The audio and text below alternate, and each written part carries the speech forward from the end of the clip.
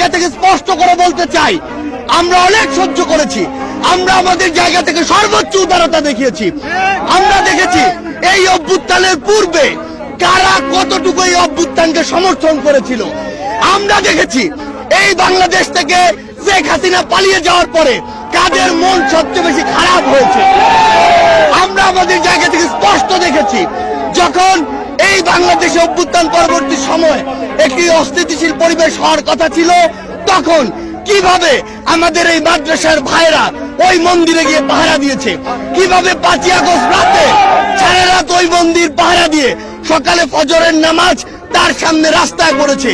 সেখানে এই সহানুভূতিকে কেউ যদি প্রশ্রয় হিসেবে দেখে, আমরা স্পষ্ট করে বলে দিতে চাই, শুধু অন্তর্বর্তীকালীন সরকার নয়, বৈষম্য বিরোধী ছাত্র আন্দোলন নয়, জাতীয় নাগরিক কমিটি নয়, পুরো বাংলাদেশ একসাথে এ সকল উগ্র